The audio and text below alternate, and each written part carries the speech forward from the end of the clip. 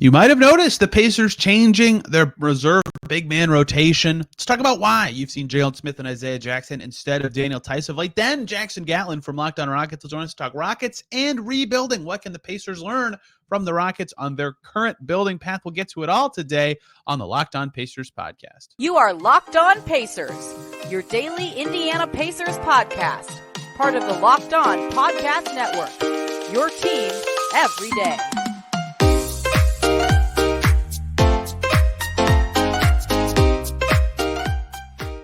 Welcome in to another edition of the Locked On Pacers podcast, where we, of course, talk about the Indiana Pacers. As always, my name's Tony East. I cover the team for Forbes and SI, and today it's game day, and we got lots to get to today. Before we talk Rockets, we're going to talk about the backup bigs, including Daniel Theis, who hasn't played for a while, you might have noticed.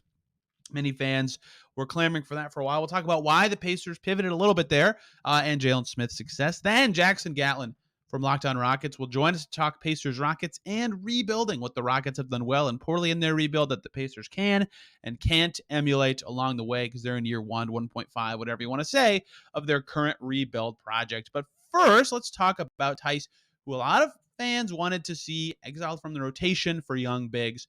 And that's kind of happened recently, right? If you've been keeping up with Theis his playing time at all, he returned from injury. That first game in February, they played the Lakers. He played the next five, then was hurt against the Wizards, then played against the Jazz, did not play in their last game before the All-Star break, played in their first game back from the All-Star break. So he's played 7 games. He started against Utah with Miles Turner out. Since that game against Boston, his former team, which I think potentially is the reason he played in that game, he hasn't played. Daniel Theis has not played in any of the Pacers' last 5 games. And I didn't want to talk about it right away or dive into the reasoning why, because we saw earlier this season the Pacers go with Jalen Smith for a few games, then Isaiah Jackson for a few games, and Jalen Smith for a few games. And so what I thought could be happening is we saw Jalen Smith against Orlando and Dallas, and then Isaiah Jackson against San Antonio and Chicago. So I thought maybe it'd be kind of that turnstile again, and that you'd see Theis in some of these games, and especially against Philly with Embiid, you might see the big-bodied German who can soak up some fouls and play some tough defense, but he didn't play in that game either. And so here is the note that we got from Rick Carlisle after the game. Dustin Dopirak of the Indy Star, who we were actually talking about the backup center rotation during the game, he asked him about Jalen Smith playing and kind of what's led to that and all that. And Rick Carlisle, in his answer, talking about Jalen Smith, said, Daniel Theis, initially when he became healthy, he had a great opportunity here. I think he reestablished the fact that he's one hell of an NBA player. We talked to him last week about where we were in terms of we need to develop and that he needed to stay ready. His season is not done, but he continues to mentor guys and be a big part of what we're doing behind the scenes. So, TBD on what this totally means going forward. But again, looking at just recent games, 0 minutes of Theis. He's only played in 2 of their last 9 now. It's very possible that a pivot is being made with the Pacers reserve bigs towards a little bit more of the younger guys for the development reasons. Now, this is the same thing that I think applies to your Matherins, your Nembards, your Neesmiths, whatever young guy, basically. I still think accountability is going to be a factor where, if Smith or Jackson or whoever isn't meeting, their expectation or doing their job or, developing championship habits, as Carl's often said, I think he still would be willing to limit their minutes or whatever. But I do think it's the right move for them to play. And for me, it goes a little bit beyond the development part, because if Theis was playing phenomenally or was clearly a great fit on the floor, I think you could at least squint and make the argument that it makes sense to put him out there, get his screen setting in there, get his veteran know-how on the floor, because it would be significantly helping the team. And he had some good games mixed in, right? He had 11 points and 5 rebounds against Utah. He was good against his former team, the Celtics, in that first game out of the break with 8, 5, and 3, right? He's clearly shown how he can help the team. Like in 4 of his first 5 games, he shot 50% or better. Like that is helpful, right? But at the same time, the defense wasn't quite there. The shooting isn't the level they needed to be. He wasn't so good that it justified not playing the other big man. I thought that was the important part in my head when watching him play, especially before the trade deadline, all that kind of stuff, is it's so good that, this will kind of shift the way that the backup big man spot is thought about. And he was solid. And that's what Carlisle even said in his answer, right? He said that he reestablished the fact that he's one heck of a player, but what not so good that you can stray away from the bigs that they had. And so they go back to Jalen Smith on this road trip and back to Isaiah Jackson this road trip. And Smith is immediately excellent, right? He was huge in Utah, plus 12 and a 13-point win. He was 4 for 6 from the field with 9 rebounds in a big win, their best win of the calendar year over the Dallas Mavericks. And then against Philly, played Embiid as good as any non-Sabonis center on the Pacers has played Embiid since like Al Jefferson. And that's not even hyperbole to say. He's been good. Isaiah Jackson came in and did his normal dunking thing and was getting the matchup with DeMar DeRozan sometimes in Chicago, making key plays, showing off his speed, adding a dimension. He fits so well with TJ McConnell in that second unit. You immediately see what those guys can do. You obviously see the warts as well, the issues that they still have as players. But I think it's clear that they at least can hold their own and not be a negative in a way that the gap between them and Theis isn't so big that it justified not playing them. And so I think that this pivot from Carlisle and the Pacers is the right choice. And again, it does. I don't know how long this will last. Carlisle did say in that quote I just referenced, his season is not done about Theis, but I think that he is going to transition into a little bit more of a mentorship role down the stretch of the season based on what we've talked about or what I've just talked about and what the team has talked about and things like that. I asked Carlisle at practice on Wednesday, is there any more you can share about that conversation or anything like that? He said, no, it's a private thing, and that's fine. I totally understand that, especially with guys' minutes and playing time and things like that. But it seems like this is a pivot from the Pacers towards closer to the rotation they had before Theis returned from injury. They figured out what they had with the guy. They figured out where he can help them when they put him out there. He reestablished and showed that his knee's all good. He's all good. He's able to contribute to this team when he's out there. And then they said, okay, let's go back to what we drafted Isaiah Jackson. We re-signed Jalen Smith. We have invested resources in these guys. And sure, they kind of traded for Daniel Theis, although I kind of have viewed him this season more as the salary ballast of that Brogdon trade than anything. And so the younger guys makes more sense to me. Going the development route makes the most sense to many people. And that, I think, is why the Pacers have swung the pendulum a little bit more back towards the youth. And now the question becomes, the Sixers game was tricky from an evaluation standpoint for the reserve big rotation because there was so many fouls, right? Embiid drew so many fouls. Turner was in foul trouble. So Smith played over 20 minutes. Jackson also played, right? They played all three of those guys. So it's tough to exactly say how they're going to balance it up between alternating games. Maybe it's every 2 games. Maybe it's, Jackson's now played 3 games in a row, which is why I'm saying it's tricky to say. Maybe Theis does get a game every so often. They do play the Celtics again, for example. Like maybe Theis gets that game, right? Those are the games James Johnson's played the most in all season, is against the Nets, his former team, right? So perhaps you see Theis again against the Celtics. We'll see what this shakes out to be, but I think this pivot is the right choice from the Pacers, right? And this kind of goes back to their developing while winning thing that they've talked about since the trade deadline. I understand, again, Theis might be better, the best of these 3 reserves at the moment, but not so much so that it's worth sacrificing those game reps for these youngsters. And I think this is the right choice from the Pacers, however long it lasts or whatever they decide to do.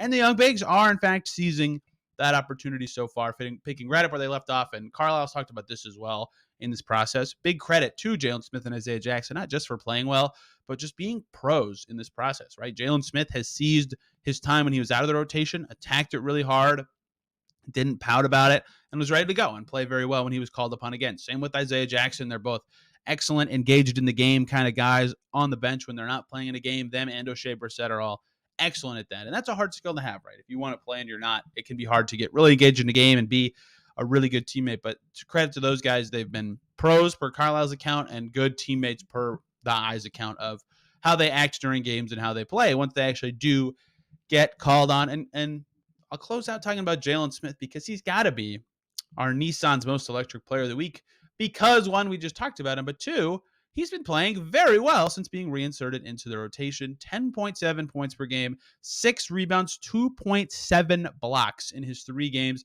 since the All-Star break, being reinserted in the rotation. That's in under 19 minutes per game, 55% from the field, 44% from deep, and has made all 4 of his free throws. He has been excellent. And the Nissan Aria all-electric 2023 Aria is also excellent. It's electric, brilliantly fierce, fiercely elegant, stunningly powerful, and elegant, and it delivers on duality. It combines fierceness and elegance. It's beautiful but strong, the perfect SUV crossover. The 2023 Nissan Aria packs pin-you-to-your-seat power and premium intelligence all-in-one electric vehicle. The all-new, all-electric 2023 Nissan Aria, the electric vehicle for people who love to drive. Shop now at nissanusa.com. Now, Let's talk Houston Rockets and rebuilding. What can the Pacers learn from the Rockets with Jackson Gatlin from Locked On Rockets? We are now joined by Jackson Gatlin from Locked On Rockets. Somehow Jackson has survived to March of this Rockets season, and the Pacers care a great deal about the Houston Rockets, Jackson, because if the Rockets finish with the bottom 2 record, the Pacers get their second round pick. But if they finish with the third worst record, the Celtics get that pick. That it would not be very fun for anyone involved. So that Spurs sweep the Rockets had over the weekend, I don't think the Rockets liked it. I don't think the Pacers liked it. No one's happy with that. But Jackson, how are you holding up through this slog of a Rockets season? Yeah, survived is a strong word there, Tony. I don't know if I've survived much of this season or the rebuild at large. I mean, look, Rockets are on pace to potentially be the worst team in the NBA 3 seasons running. Those couple wins against the Spurs may have given them a little bit of a buffer to where maybe the Pistons or maybe San Antonio eventually leapfrogs the Rockets in the tankathon standings, if you will. But look, anytime you're going through a rebuild with a team, as you are well aware of, although it looks like the things are looking up quite a bit sooner than we would have thought for the Pacers with Tyrese Haliburton playing out of his mind. Such a great pickup for the Pacers and so many other young, exciting pieces. Rebuilds are tough, man. And, you're talking about the scope of a rebuild and, watching these players develop and grow and all this. But I know I'm tired, like just watching and talking about these games. Like, imagine how the players feel. That's what I always like circle back to. I'm like, I'm exhausted as like an ancillary part of this rebuild. The players are like the actual like thing that's going on, and they've got to be just fed up with it at this point.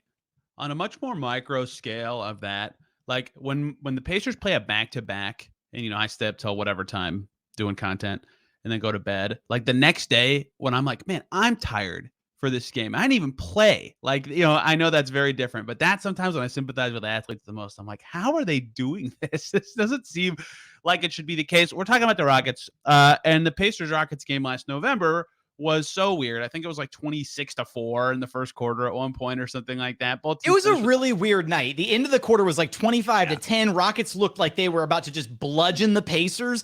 And then the Rockets just did a disaster class, if you will, in collapsing over the final 3 quarters of that game.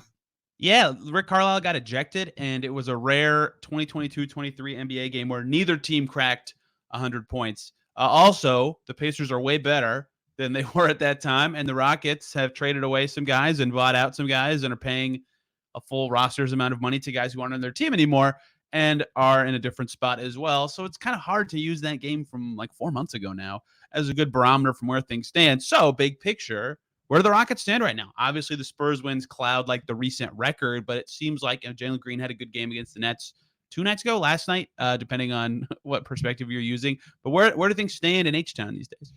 Well, I mean, it's more or less a lot of the same. It's just you're still focused on how some of these guys are individually developing over this final little, post All-Star break stretch of the season.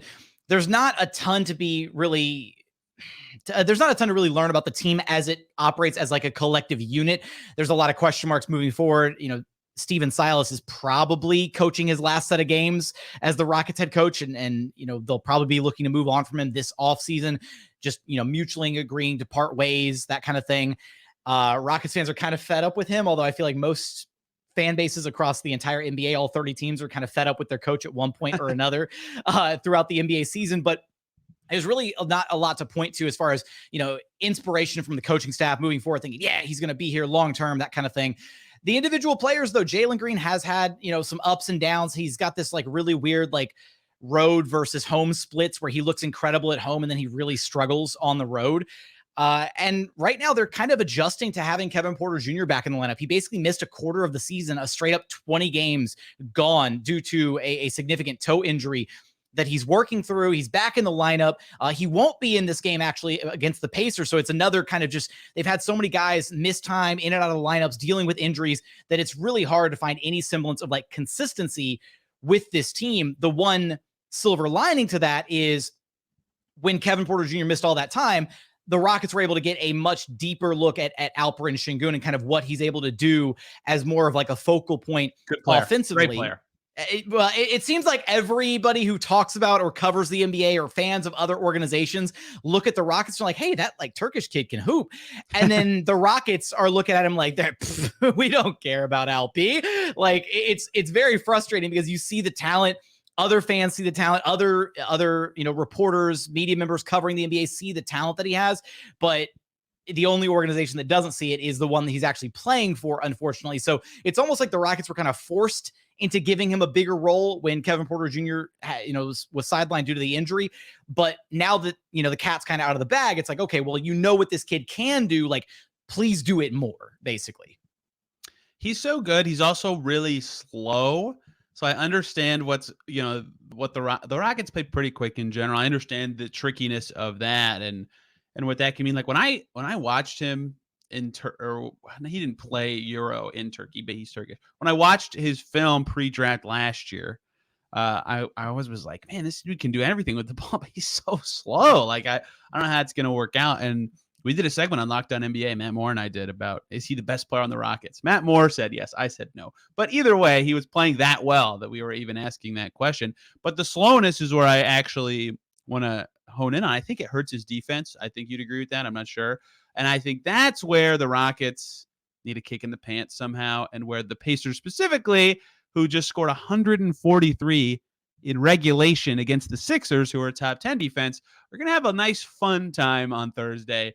They're mad that they lost that game, right? You score 143 in regulation and lose. That is ridiculous. Like, you're going to be playing mad. They're playing a terrible defensive team. Do the Rockets have anyone who can slow down a Tyrese Halliburton type? Do they have a prayer of an action of stopping the Turner Halliburton actions? They really don't, honestly. Their best chance is going to be depending on how heavily they lean into. Actually, their bench units have been decent defensively throughout the season, but it depends on how much run their bench unit actually gets, because when they play with Şengün, they're basically forced to play drop coverage. And, whether that's, a super deep drop or whether that's him playing it more the level of the screen, that's the one defensive scheme that Steven Silas will run with Alperen Şengün. So Tyrese Halliburton is going to have a field day picking apart what the Rockets do with Şengün on the floor. They're not comfortable switching. They don't ever really let him like hedge or blitz, or they don't even run zone with him. Unfortunately, they basically just run a drop scheme. And it's unfortunate to see that they're not even willing to experiment and try other stuff with him on the floor. Where they do get a little bit more experimental with their defensive coverages is when they have their bench unit in play, which their backup five for a majority of the season has been Usman Garuba. And he is a much more versatile defender, to where you play him at the five. The Rockets basically go to a switch everything scheme, and the players actually look a lot more comfortable out there when they're doing that. You package that with the fact that they also usually run Tari Eason off their bench unit as well, another phenomenal defender.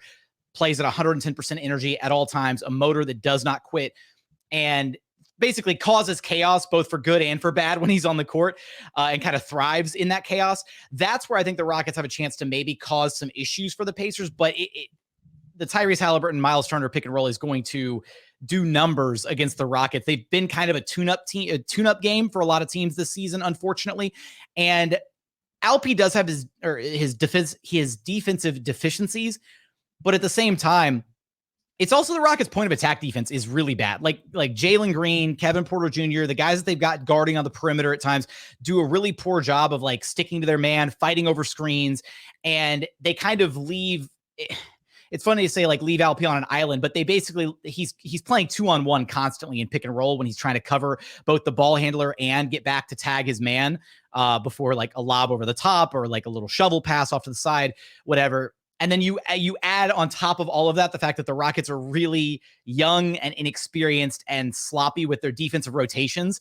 The low man is often not where he's supposed to be. The defensive rotations are all over the place, to where you have a lot of defensive breakdowns to where guys are like looking around like, okay, whose man was that? And it makes, unfortunately, because Alpi's the five and he's in the middle of the floor and there's a lot of scrutiny placed on centers in today's NBA, especially when there's buckets being scored right at the rim. It makes him look worse than he actually is, I think, defensively. He does have this ability to like time things out sometimes. And you'll actually see him like make like a sneaky good like defensive play where he'll like time his jump just perfectly and like he'll disrupt like a lob pass, or he'll like get a strip right as a defender's going, or right as an offensive player's like going up to score. Little things like that where his timing, even though he's not the longest, the tallest, can't jump out of the gym, he uses the same timing and patience kind of that he uses offensively, but he's able to use that on the defensive side to kind of anticipate some things and kind of make things work on that end using that ability. Well, you just nailed it. Like, I feel like with players who can read the game and patterns really well, on one end, usually they become good on the other end at some point, even if it's not like awesome. They're at worst average because they know where to stand or when something's coming. Yeah. Just like even Jokic, who's also a slow, like he stands in the right spot and he's big, disrupts stuff. Like Ben Simmons was the opposite, where like he could read everything on defense and eventually became good on offense, and not anymore. But at one time that was true, right? So I think he'll get there certainly on that end. Hearing you, first of all, the Pacers' biggest issue is also point of attack defense. Miles Turner just bails them out on occasion, and by occasion I mean often. And that's why I think Jalen Green could have a nice game if he continues his form. Like, he can get by guys. I think if he gets like a small bit better at decelerating once he gets past his first man, he could be really good. Just like add in a pass or two there. And that's actually been kind of a big point of emphasis post All-Star break that the Rockets have discussed, and that Steven Silas has brought up quite a bit, is with Jalen Green. He does have this, he has like a 0 to 100 mentality where he doesn't realize like the change of speed, either, decelerating or accelerating at the right points on the court can really unlock more for him. You just see this, like, he's got this lightning quick first step, right? He's incredibly explosive, but that's all like, up for the first like year and a half of his career. That's basically what he knew how to do, was just, okay, I'm just going to turn on the gas and go. And unfortunately, that would lead to a lot of drives where he'd get all the way to the rim and he didn't ever change speed. He didn't slow down. He didn't try to fake out the defender covering the rim. So in this case, a Miles Turner type, and he would get swatted a lot at the rim. Like, I don't have the numbers in front of me. If I had to go like gauge like the number of times Jalen Green would just get blocked outright at the cup, I would assume it'd be pretty substantial overall compared to a lot of other like two guards, a lot of guys who drive similar play styles, whatever. And he started to, in the last about 10, 15 games or so, really understand a couple different things as far as driving, getting into the defensive player, kind of initiating that contact rather than shying away from it and going for more like a finesse, like corkscrew type layup package, rather than doing all that mess and ultimately missing a lot of those shots because they're not exactly high percentage looks when you're like contorting your body midair to try and like loop yourself around a defender, getting super extra with it. Now he's just doing these like powerful straight line drives, and he's just elevating and throwing his body and shoulders into the defender and forcing the referees to blow the whistle and getting to the free throw line. And even in the last game that the Rockets played against the Nets, he's doing that, but he's also had a couple moments where he's just used his insane athleticism and elevated over guys like Nick Claxton, postered him twice in the game against the Nets. So, I mean, Miles Turner better, have his business advisor on speed dial to be like, hey, do I need to should I be elevating and trying to contest some of these Jalen Green drives? Because he could be on the wrong side of a poster, unfortunately, if he's not careful. He signed that renegotiation extension. Miles Turner's making his max this year. I don't think he needs any business going forward. What if there's a clause in there? If you get postered by somebody on the worst team in the association, you automatically lose $5 million off the deal. That honor is the Detroit Pistons right this second. You know what? That is fair. That is fair. The crown, the title has been taken away from the Rockets ever so temporarily. Yeah, it'll be an interesting game. And it's funny that every time you've named a player on the Rockets, like I've gone through a phase of liking them as a player. Love Eason, love Garuba in his bit role. I don't think he can be like a big time player. Love Şengün. Jalen Green's I've had an affinity for in the past. A little different this year, but like there's something there if they can get it going. And that's a good transition to rebuilding. One more break here, guys, so I can talk to you about Built Bar. Looking for a delicious treat but don't want all the fat and calories? Then you have got to try Built Bar. If you're trying to eat healthier, if you're trying to get in shape, you've got to try Built Bar, because not only is it healthy, it's actually tasty. They're so delicious, you won't think they're good for you. And what makes them so good? Well, for starters, covered in 100% real chocolate. Basically, tastes like a candy bar with that real chocolate on there. And the second thing that makes them delicious is they come with unbelievable flavors, like coconut almond, churro, my favorite, the peanut butter brownie. The texture always matches the flavor. Like, it's a little different if it should be crunchier or chewier or smoother, whatever. I don't know how they do it, but they taste like a candy bar while maintaining amazing macros only 130 calories and 4 grams of sugar with a whopping 17 grams of protein. You used to have to order them and wait a few days to get them from Built.com, which you still can do. But now you can also get them at your local Walmart or Sam's Club. You can get a 4-bar box in the pharmacy section at Walmart of cookies and cream double chocolate or coconut puffs. If you're by a Sam's Club, run in, grab a 13-bar box with their hit flavors like brownie batter and churro. You can thank me later. Try Built Bar today.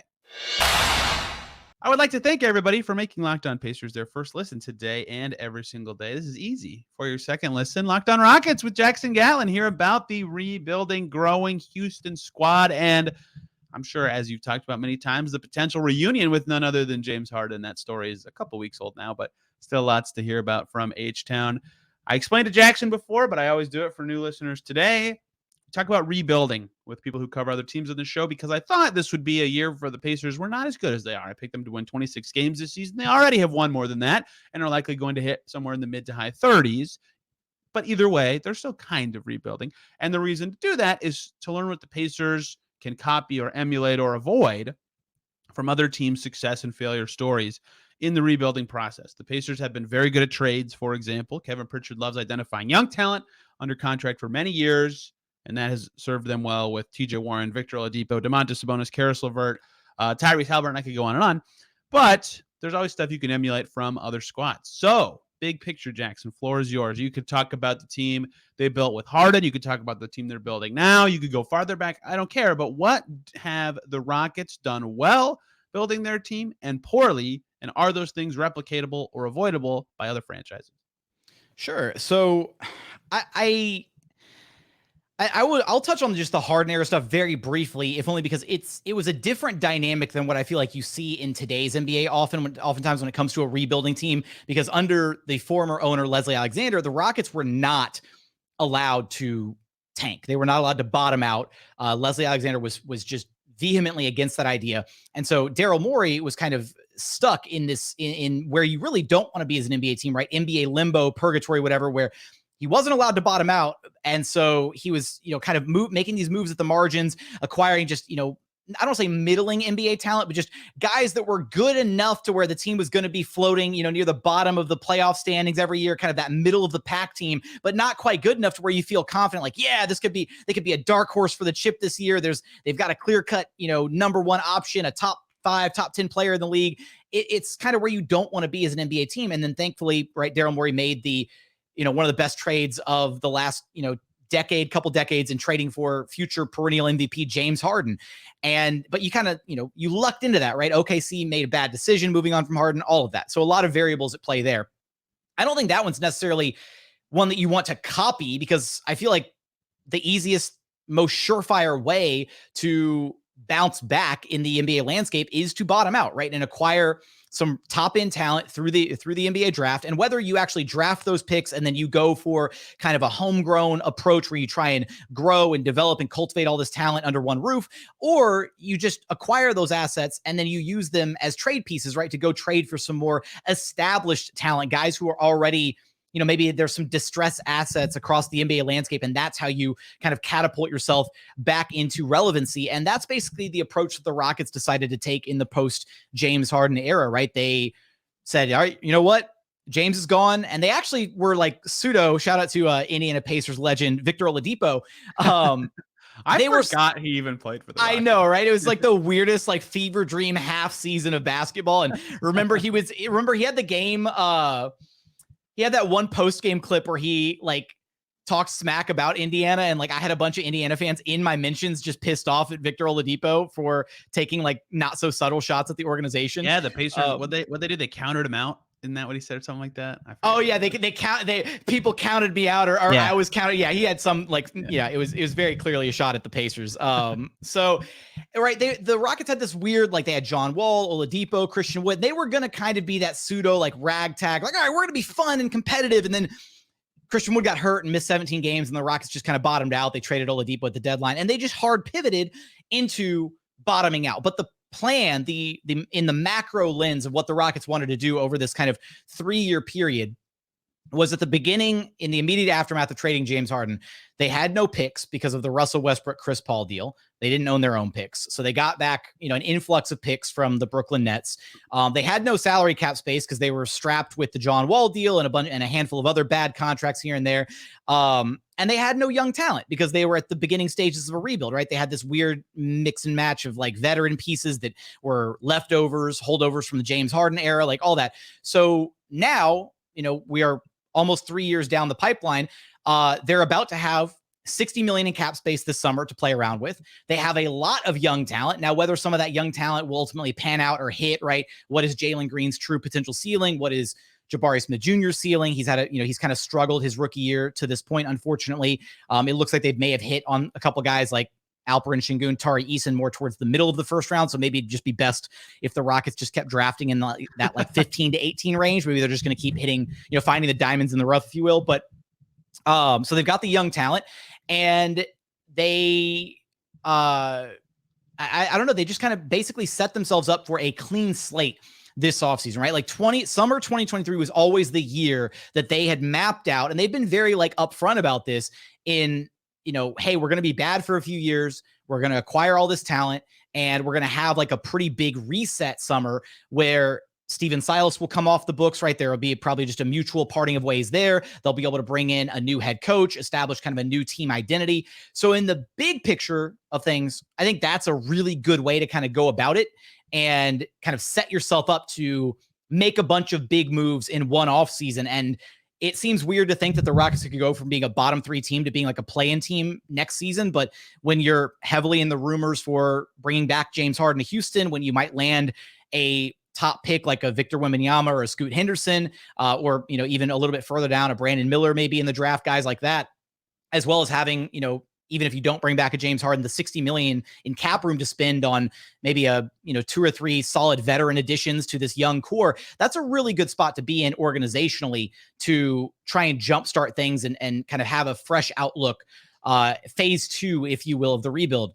The one area that they haven't done well is they haven't made many, if at all, moves at the margins, right? The Sam Presti specials, if you will, right? Where Sam Presti goes out there and he'll trade a bag of chips for the 58th pick in the draft, like in 2049, and just try and acquire as many assets as possible, right? Or he'll take in bad contracts and, get an asset or two for doing so, right? Kind of utilizing that cap space to acquire all these assets and be in the best possible position to make a substantial move further down the line. Now, we've yet to see the Thunder really make one of those splashy moves to this point, but they have an ungodly amount of assets to this point to be able to be in a great position to do some stuff.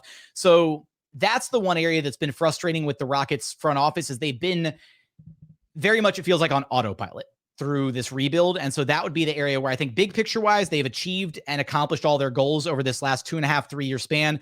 But then the day-to-day stuff, the moves at the margins, and even just to a lesser extent, or maybe to a greater extent, honestly, depending on who you're asking, the on the court product has not been great, right? Like they could have potentially, identified and moved on from Steven Silas sooner than they ultimately did. There are some concerns about whether the lack of development or lack of structure in Houston that you see on a game-to-game basis is, inhibiting the development of some of their guys like Jalen Green, like Alperen Sengun.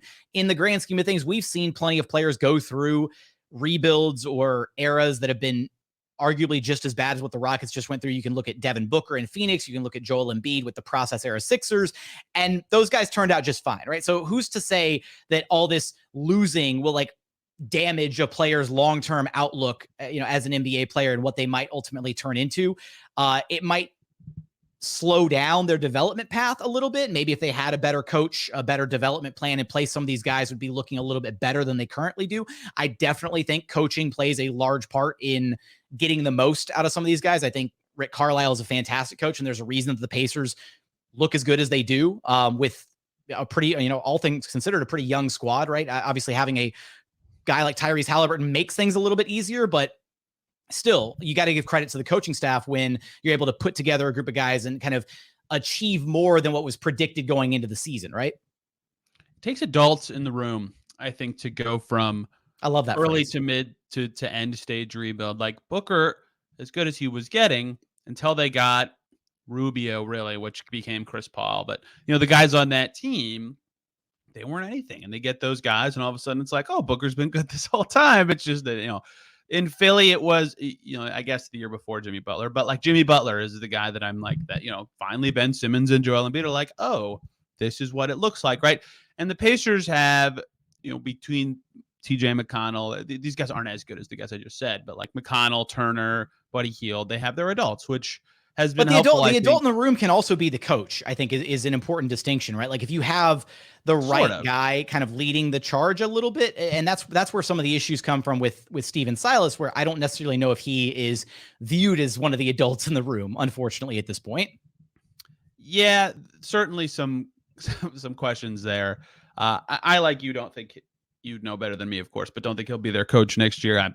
I didn't think he'd make it to this point, but that doesn't beyond what I'm saying. Like Carlisle wasn't known as a rebuilding coach, but he just loves like human to human interaction and all sorts of that kind of stuff and little details. And he's fit into that really well. But I think for the Rockets, like I don't know if they'll get Harden or not. I don't want to talk about that, but like any sort of like Eric Gordon filled this role a little bit, but like more guys like that in the mix, I think would help them a little bit. It's been helpful for the Pacers this year, certainly. And another reason it's helpful for the Pacers is something Carlisle's been harping a lot on recently. He talks about accountability a lot. He's like, just because we want to develop guys, you can't just give guys endless minutes, when we're working on something in practice and some, whatever it is, and then they don't do it in a game and, they're not doing the right thing. Like we can't that's not building championship habits. Like that's just setting guys up for failure. So like there's some games where fans are frustrated with the number of minutes Mathurin or whoever plays.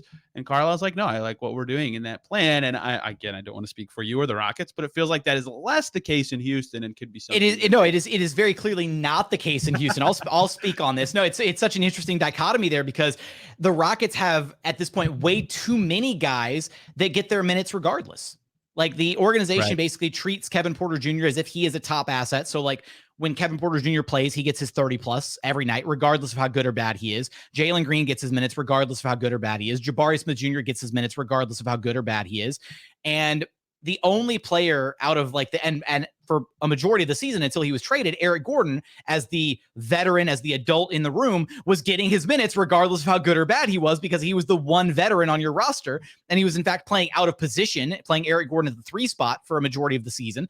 So the one guy in the Rockets starting lineup that would be quote unquote held accountable was Alperen Şengün. In fact, recently, the Rockets actually benched him in 2 back-to-back games against the Golden State Warriors, and then in the game where Damian Lillard torched them for 71. He didn't play. He got benched midway through the third quarter, didn't play the final 15, 16 minutes of either of those games.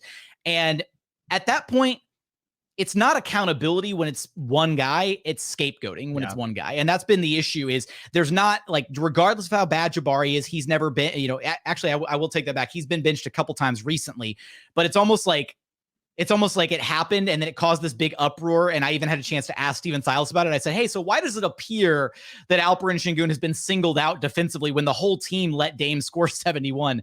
Something to that effect. And ever since that moment, Jabari's been benched a couple times. So like maybe it was like just, okay, well, let me find another scapegoat here to pin some of the blame on to bench for a little bit. But yeah, I love hearing that's the approach that Rick Carlisle takes would be such a breath of fresh air for this Rockets team, because if it was a meritocracy and if you were giving minutes to the guys who deserve it, then like Tari Eason would be starting over Jabari Smith Jr. He's been a better rookie this season. He's been a more impactful player this season. KJ Martin wouldn't have been coming off the bench for a majority of the season. He would have been starting over Eric Gordon. He's another piece that's been kind of a victim of some of the lineups and some of the kind of this blanket, like, okay, you're just going to get your minutes regardless, having to play behind veteran Eric Gordon when he was clearly the better option at the 3 spot. He just fits that position, fits that, that need on the court quite a bit better. So that's where I think coaching does play a significant role. And that's why I was kind of highlighting the differences, I guess, or, between Silas and what Carlisle's been able to achieve with this Pacers squad is just when you have that, I guess, a more concrete like philosophy of how you're going to approach things and, sticking to your guns, I guess, like Carlisle has, I think it ultimately pays dividends. And Silas, a Carlisle product nonetheless. It's always fun to see old proteges go against their old coach. If I had to say something I think the Pacers could or will or whatever take from the Rockets, it's sort of something that hasn't happened yet, but it's the fact that Houston committed so hard to like these 3 years we're doing this, well, cap space this summer, then we're doing this. Like it's kind of hard to be that committed to a timeline. Like if you're the Pacers, I'm guessing a little, but like, do they think that this year they're going to be maybe a play-in team, right? No, they probably thought something else. So like when the results are better, do you change your plan or do you stick to it, right? That's hard to do, and that's something I think that any team could really study, is really sticking to the timelines you have, because there's a reason you set that timeline. Like it's probably what's best, even if you're ahead of schedule. But at the same time, I think that they want to avoid the limitless minutes for young guys. Jackson, you have more on the Rockets at Locked On Rockets. Tell everybody on my side about that. Although if you post this too, I think everybody knows who you are. Yeah, well, just if you are interested in more of what's going on down here in Houston, you can check us out over at Locked On Rockets. Follow along on Twitter at JT Gatlin, all that good stuff. No more IU guys or former Pacers, I think, on the Rockets. Unfortunately, with Eric Gordon. Oh my! Eric Gordon making his debut at Locked On Pacers. Boom! Another one. Oh wait, we talk about Eric Gordon all the time. I gotta give love to my Hoosiers when I can. Good to see him on a Clippers team. That was really fun for that 2-game sample where he was an important player, and then they got then Russell Westbrook came in and kind of ruined everything. So hey, I enjoyed that 72 hours. It's not the first time that Russell Westbrook has walked into a locker room that Eric Gordon was already a part of and ruined everything. So there we go. They didn't ruin everything in Houston, did they? Was it I mean, the Rockets are still dealing with the aftermath of that trade, so it kind of ruined a lot. I think a lot of teams that traded Russell Westbrook are still dealing with the aftermath. There you go, trade. right? Exactly. So, I mean, there's a certain common denominator, and this does not have any bearing on Russell Westbrook as a person. Russ, from everything that I've heard, is a fantastic human being, a fantastic individual. But the teams that talked themselves into trading for him, right? It's like the scene from Arrested Development, right? Where it's like, it didn't work for those guys, but it may work for us. Like that was LeBron sitting in his living room at 2 a.m. when he made the call for the Lakers to trade for Russ a couple years back. And it's just it might work for us. We've got this. This is the move. Jackson has everything you need on the Rockets. Tomorrow on Locked On Pacers, we'll, of course, be talking about this game, whatever goes right and wrong for the Pacers, all the sidebars, all the big stories, because the Pacers, 2 games out of the play-in, Jackson, their next 3, Houston, and then 2 against Detroit. It's a nice little cushy schedule for the Pacers. Thank you, everybody, for listening. Have a fantastic day. We'll see you tomorrow.